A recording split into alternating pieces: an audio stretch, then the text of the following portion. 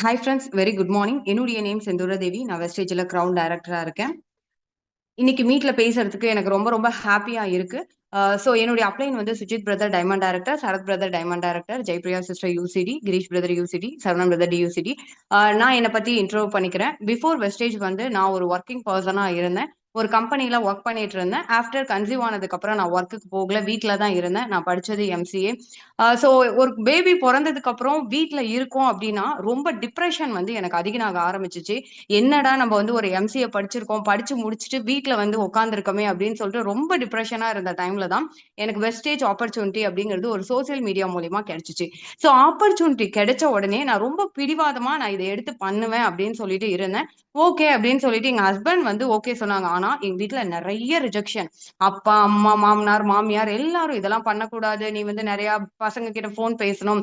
அதனால இதெல்லாம் பண்ணவே கூடாது. இதெல்லாம் ஒரு வேலையா அப்படின்ட்டு நிறைய ரிஜெக்ஷன் சொன்னாங்க. ஆனா நான் வந்து எனக்கு பிடிச்சிருக்கு. எனக்கு பிடிச்சிருக்கு. நான் இதை பண்ணியே தீருவேன் அப்படின்னு ஒரே பிடிவாதமா நின்னேன். அப்ப சரவணன் பிரதர் வந்து ஒரு விஷயம் சொல்லுவாரு. நீங்க என்ன வெஸ்டேஜ்ல வந்து சாதிக்கணும்னு நினைக்கிறீங்களோ அத ஒரு ட்ரீம் சார்ட்டா போடுங்க அப்படின்னு வந்து சொல்லுவாரு. நான் என்ன பண்ணேன்னா, நம்ம காண்ற கனவு இப்ப வெஸ்டேஜ்க்குள்ள வந்திருக்க எல்லாருமே ஏதோ ஒரு ஆம்பிஷன் வச்சிருப்பீங்க. நான் வீடு வாங்கணும், கார் வாங்கணும், எனிதிங் ஏதோ ஒண்ணு வச்சிருப்பீங்க. அத வந்து நிஜமாக்கி, உருவப்படுத்தி செவுத்துல ஒட்ட ஆரம்பிச்சேன். என்னுடைய பெட்ரூம்ல தான் இது ஒட்டியிருப்பேன். இத பார்க்க எனக்கு என்ன தோண ஆரம்பிச்சுச்சுன்னா, ஓகே ஒரு வாய்ப்பு கிடைச்சுச்சு. நான் உள்ள வந்துட்டேன். எல்லாருமே நம்மள பண்ண வேணாங்கிறாங்க. இதெல்லாம் ஒரு வேலையா நம்மள கேட்கறாங்க. ஆனா, நான் இதுல சாதிப்பேன். இந்த இயர்ல இதெல்லாம் அச்சீவ் பண்ணுவேன்னு ஒரு ட்ரீம் சார்ட்ட மட்டும் போட்டுட்டேன். போட்டா போதாது. அதுக்காக வொர்க் பண்ணணும் அப்படிங்கிறது ஒவ்வொரு நாளும் எனக்கு பெரிய மோட்டிவேஷனலா இருந்தது இந்த ட்ரீம் சார்ட் மட்டும் தான். ஏன்னா, இந்த ட்ரீம் சார்ட்ட பாக்க பெட்ரூம்ல நம்ம எப்பயுமே பெட்ரூம்ல உட்கார்ந்திருப்போம். அப்ப பார்க்கும்போது, என்னடா இத போட்டுட்டோம். நான் ஏன் இத பண்ணல அப்படின்னு சொல்லிட்டு எனக்குள்ள வந்து ஒரு பெரிய மோட்டிவேஷனலா இருந்தது இந்த dream chart. So and then வந்து மீட்டிங் அண்ட் ட்ரெய்னிங். நான் இன்னொன்னு என்னன்னா, இந்த பிசினஸ்ல சக்சஸ் பண்ணதுக்கான ரீசன் கன்சிஸ்டன்டி. கன்சிஸ்டன்ட்டா ஒர்க் பண்றது. நெறைய ஸ்ட்ரகிள்ஸ் வந்துச்சு ஃபிரெண்ட்ஸ் என்னுடைய லைஃப்ல. நெறைய ஸ்ட்ரகிள்ஸ் வந்தது. நெறைய ரிஜெக்ஷன்ஸ் வந்தது. பட் அத எதையுமே நான் வந்து பெரிய பொருட்டா எடுத்துக்கல. நான் உள்ள வந்துட்டேன். எனக்கு ஒரு வாய்ப்பு கிடைச்சிருக்கு. இத சக்சஸ் பண்ணணும் அப்படின்னு சொல்லிட்டு தொடர்ந்து முயற்சி பண்ணேன். வெஸ்டேஜ்ல என்னுடைய ஹையஸ்ட் இன்கம் வந்து பாத்தீங்கன்னா, ரூ. 1,07,463. நான் ஹவுஸ் ஒய்ஃப். எனக்கு 2 குழந்தைங்க இருக்காங்க. நான் வீட்லயே இருந்துகிட்டு, என் குழந்தைங்களையும் பார்த்துக்கிட்டு, இந்த பிசினஸ் பண்ணி நான் 1,00,000 ஏர்ன் பண்றேன். பெர் மந்த் நான் 1,00,000 ஏர்ன் பண்றேன். வெஸ்டேஜ் மூலியமா நான் என்னென்ன அச்சீவ் பண்ணேன்னு பார்த்தீங்கன்னா, என் ஹஸ்பண்டுக்கு 35,000 வொர்த் உள்ள மொபைல் வாங்குனேன். எனக்கு வந்து ஒரு மொபைல் வாங்குனேன். அண்ட் என்னுடைய ஹஸ்பண்டோடைய பர்த்டே எல்லாருக்குமே வந்து ஹஸ்பண்டோடைய பர்த்டே இருக்கட்டும், அப்பா, அம்மாவோடைய பர்த்டேவா இருக்கட்டும், நம்ம என்ன பண்ணுவோம்? அவங்களுடைய காச வச்சே தான் அவங்களுக்கு வாங்கி குடுப்போம். அதே தான் இயர்லி எனக்கு நடந்துட்டு இருந்துச்சு. ஆனா இந்த இயர் வந்து என்னுடைய ஹஸ்பண்டோடைய பர்த்டேக்கு நான் என்னுடைய சேலரில ரூ. 5,000 போட்டு ஒரு வாட்ச் வாங்கி குடுத்தேன். அண்ட் வந்து ஸ்கீம் சரவணன் பிரதர் அடிக்கடி சொல்லுவாங்க. கோல்டு ஸ்கீம் போடுங்க. நம்ப வந்து ஒரு இன்கம் எடுக்குறோம்னா, அதுக்கான கமிட்மெண்ட்ஸ் நமக்கு அதிகமா இருக்கணும் அப்படின்னு சரவணன் பிரதர் சொல்லுவாங்க. நான் அதனால கோல்டு ஸ்கீம் அப்படிங்கிறது ரூ. 5,000 பெர் மந்த் வந்து ரூ. 5,000 கோல்ட் ஸ்கீம் போட்டுட்டு இருந்தேன். ஸோ அது மூலியமா கம்மல் 1 பவுண்ட் கம்மல் எடுத்தேன். அண்ட் தென் வந்து பாத்தீங்கன்னா, செயின் என் ஹஸ்பண்டுக்கு வந்து செயின் எடுத்து குடுத்தோம். இதுவுமே ஸ்கீம் மூலியமா தான் நாங்க எடுத்தோம். அண்ட் தென் வந்து பாத்தீங்கன்னா, ஒரு ஸ்கூட்டி இது வந்து செகண்ட் ஹேண்டா தான் நான் எடுத்தேன். 60,000 வொர்த் உள்ள ஸ்கூட்டி. ஏன்னா என் பையன் ஸ்கூல் போறான். கொண்டு போய் விடணும், கூட்டிட்டு வரணும் அப்படிங்கிறதுக்காக ஸ்கூட்டி எடுத்தேன். அண்ட் தென் பெரிய விஷயம் லேண்ட் வாங்குனது. ஏன்னா, நாங்க இப்ப இருக்கிறது திருப்பூர். திருப்பூர் மெயின்லலாம் ஒரு லேண்ட் வாங்கணும் அப்டின்னா ரொம்ப கஷ்டம். ஏன்னா வந்து லட்சக்கணக்குல சொல்றாங்க. பிஃபோர் வெஸ்டேஜ் வரதுக்கு முன்னாடி எங்கேயாவது 1,00,000க்கு 1 சென்ட் கிடைக்குமா? அப்படின்னு தேடின காலங்கள்லாம் உண்டு. நானும் என் ஃப்ரெண்ட் அவங்க வீடும். ஒரு 1 1/2 வருஷம் இப்படியே தேடுவோம். சண்டேனா போதும் சுத்துவேன் என் ஹஸ்பண்ட கூட்டிக்கிட்டு, அவங்க ஹஸ்பண்ட கூட்டிக்கிட்டு எங்கேயாவது 1,00,000க்கு வந்து லேண்ட் கிடைக்குமா? 1 சென்ட்டுக்குன்னு சுத்துன காலங்கள்லாம் போயிடுச்சு. அப்போ 1 1/2 வருஷம் இப்படியே நாங்க சுத்துனோம். ஆனா வாங்குனது இல்ல. ஆஃப்டர் நான் வெஸ்டேஜ்க்கு வந்ததுக்கு அப்புறம் நாங்க லேண்ட் வாங்குனோம். ஃபர்ஸ்ட் வாங்குன லேண்ட் வந்து பாத்தீங்கன்னா, ரூ. 13,00,000 வொர்த் உள்ள லேண்ட் வாங்குனோம். அண்ட் தென் இன்னொரு லேண்ட் வாங்குனோம். ரூ. 15,00,000 வொர்த் உள்ள லேண்ட் வாங்குனோம். எல்லாமே மெயின்ல தான் வாங்குனோம். அதுக்கப்புறம் இப்போ வந்து பாத்தீங்கன்னா, கேட்டட் கம்யூனிட்டி இருக்கிற வீடு, அதுக்குள்ள கேட்டட் கம்யூனிட்டிக்குள்ள இப்போ ஒரு லேண்ட் வாங்கியிருக்கோம். அது வந்து பாத்தீங்கன்னா, 22 லேக் நெக்ஸ்ட் மந்த் வந்து ரெஜிஸ்ட்ரேஷன் பண்ண போறோம். ஸோ இது எல்லாமே நான் என்னுடைய வாழ்க்கையில பண்ணனா, முழுக்க முழுக்க காரணம் வெஸ்டேஜ். ஏன்னா ஒருத்தவங்களோட இன்கம் என் ஹஸ்பண்ட் ஒர்க் பண்றாங்க. ஆனா அவரோட இன்கம் மட்டும் இருந்ததுன்னா, இப்ப இருக்க சிச்சுவேஷன்ல லீட் பண்ணவே முடியாது. ஏன்னா பசங்க 2 பேர் இருக்காங்க. ஒருத்தன் ஸ்கூல் போறான். அவனுக்கு ஸ்கூல் ஃபீஸ் கட்டணும். இன்னொரு குழந்தை வீட்ல இருக்காங்க அப்டின்னாலுமே, என்னென்ன குழந்தைங்களுக்கு ஃப்ரூட்ஸ் வாங்கணும். எவ்வளவோ செலவு இருக்கு. அப்படி இருக்க டைம்ல என்னோட இன்கம் இங்க வரதுனால, ஃபேமிலிய நல்லா நாங்க லீட் பண்றோம். எங்களுக்கு என்ன வேணுமோ, அத வந்து எங்களால வாங்க முடியுது. அண்ட் தென் வந்து பாத்தீங்கன்னா, இந்த கேட்டட் கம்யூனிட்டி தான். அண்ட் தென் என்னுடைய ஹஸ்பண்ட் வந்து பாத்தீங்கன்னா, ஃபாரின் ட்ரிப் போயிட்டு வந்தாருப்பா. இது இருக்கிறதுலே எனக்கு ஒரு பெரிய சந்தோஷம். ஏன்னா, என்னுடைய ஹஸ்பண்ட் பாஸ்போர்ட் வாங்கி வச்சிருந்தாரு. எனக்கு கூட பாஸ்போர்ட் இல்ல. ஆனா, அவங்க பாஸ்போர்ட் வாங்கி பல வருஷம் ஆச்சு. ஆனா, ஃபாரின் ட்ரிப்லாம் போனது கிடையாது. பட் வெஸ்டேஜ் மூலியமா ஃபாரின் ட்ரிப் அப்படிங்கிறது என் ஹஸ்பண்ட் போயிட்டு வந்தாங்க. கீழ இருந்து மேல பாத்து, வானத்த பாத்து ஃப்ளைட் போகுதுங்கிற காலம் போயி, அந்த ஃப்ளைட்ல என் ஹஸ்பண்ட் போயிட்டு வந்த சந்தோஷம் அது வேற. ஏன்னா, வீட்டுக்கு வந்து ரொம்ப ஹேப்பியா ஃபீல் பண்ணாங்க. நான் ஃப்ளைட் ஜன்னல் பக்கத்திலேயே உட்காந்துக்கிட்டு போனேன். சூப்பரா இருந்தது. நீ இன்னுமே பிசினஸ எடுத்து பண்ணு அப்படின்னு சொல்லிட்டு அவ்ளோ ஒரு மோட்டிவேஷனல் பண்ணாங்க. ஸோ அதுவுமே எனக்கு ஒரு பெரிய சந்தோஷமா இருந்தது. அண்ட் தீபாவளி. பிஃபோர் தீபாவளி, இப்ப வெஸ்டேஜ்க்கு வந்ததுக்கு அப்புறம் தீபாவளிய நான் சொல்றேன்.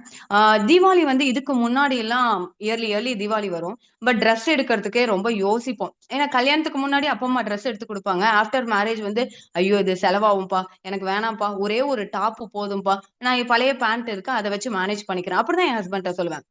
ஆனா, இந்த தீபாவளி நான் எப்ப வெஸ்டேஜ்ல இன்கம் எடுக்க ஆரம்பிச்சனோ, அப்பையில இருந்து நாங்க தீபாவளிக்கு எங்க வீட்ல எங்க எல்லாருக்கும் ட்ரெஸ் எடுப்போம். எங்க அப்பா, அம்மா, அவங்களோட எங்க அத்தை, மாமனார், மாமியார் இருக்காங்க இல்லைங்களா? அவங்களுக்கு, கொழுந்தனாருக்கு, என் தம்பி, தம்பி ஒய்ஃப்க்கு அத்தன பேத்துக்கும் நாங்க ட்ரெஸ் எடுப்போம். எங்க பாட்டிக்கு எல்லாத்துக்குமே ட்ரெஸ் எடுப்போம்.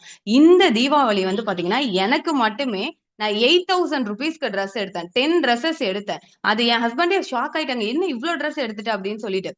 ஏன்னா எனக்கு ஒரு இன்கம் வருது. எனக்கு தேவையானத நான் ஃபுல்ஃபில் பண்ணிக்கிறேன். அவ்ளோதான்.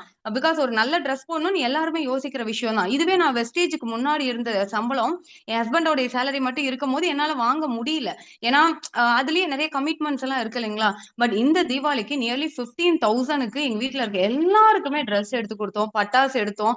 ரொம்ப ரொம்ப ஹேப்பியா இருந்தது இந்த தீபாவளி. அண்ட் தென் வந்து பாத்தீங்கன்னா, இப்போ எத்தனையோ பெர்சன் இந்த மீட் கேட்டுட்டு இருப்பீங்க. வொர்க்கிங் பெர்சன் எத்தனையோ பேர் இருப்பீங்க இல்லைங்களா? ஜஸ்ட் யோசிங்க. தீபாவளிக்கு நம்போ 2 டேஸ் தான் கரெக்ட்டா லீவ் குடுத்திருந்திருப்பாங்க. Monday, Tuesday, Saturday, Sunday already leave தான். இந்த 4 டேஸ் லீவ். அத தாண்டி ஒரு நாள் நம்ம லீவ் போட்டோம்னாலும் இன்கம் கட் இல்லைங்களா? ஆனா வெஸ்டேஜ்ல இன்னைக்கு நான் தீபாவளிக்கு முன்னாடியே ஊருக்கு வந்துட்டேன். யார்கிட்டயும் இங்க நான் போயிட்டு என்னுடைய அப்ளைன் கிட்ட போயிட்டு, "பிரதர் நான் ஊருக்கு போறேன் பிரதர். நான் போலாமா? வேணாமா?" அப்படின்லாம் நான் கேட்கணும்னு அவசியமே கிடையாது.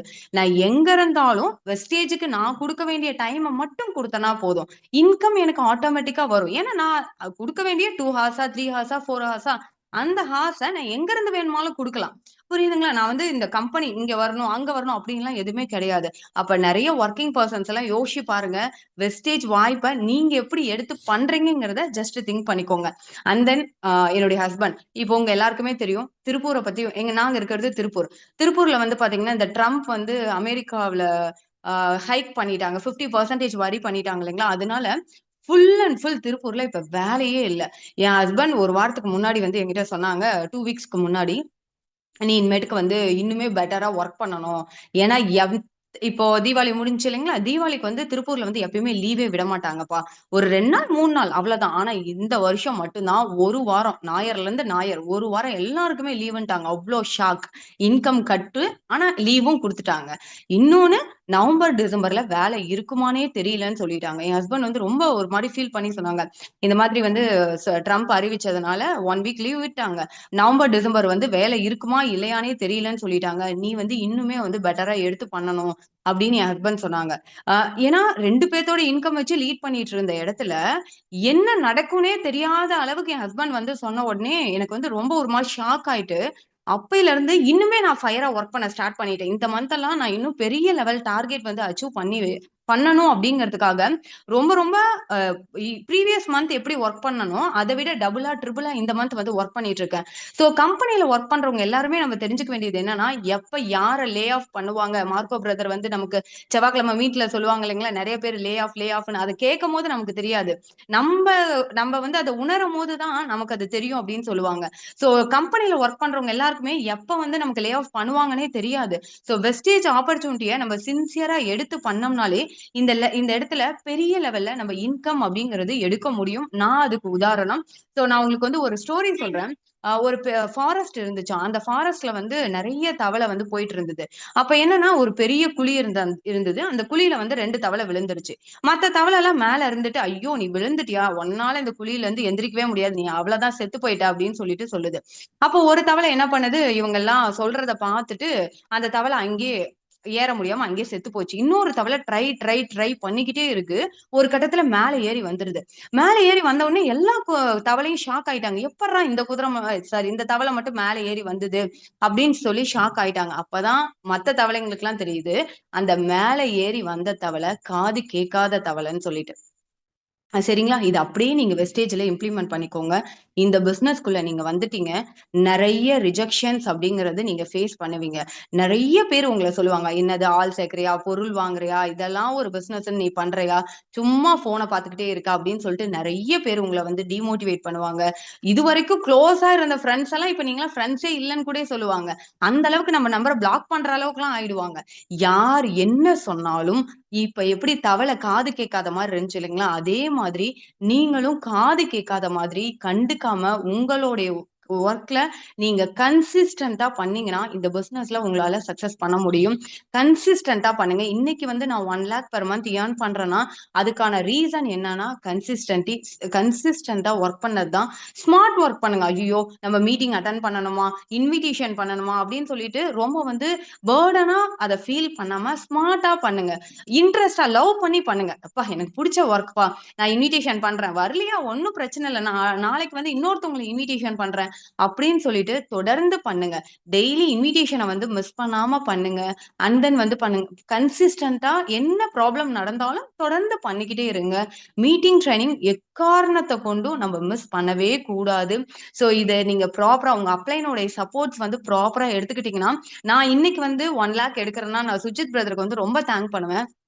பிகாஸ் எனக்கு வந்து என்ன ஒரு ரிஜெக்ஷன் நல்லதா இருந்தாலும், கெட்டதா இருந்தாலும், டீம்ல வந்து ஒரு மிஸ்டேக்ஸ் நடந்தாலும், இல்ல நானே டிமோட்டிவேட் பண்ணாலும், எனக்கு வந்து ஒரு பெரிய ஒரு ஆறுதலா இருந்தது சுஜித் பிரதரோடைய வேர்ட்ஸ்.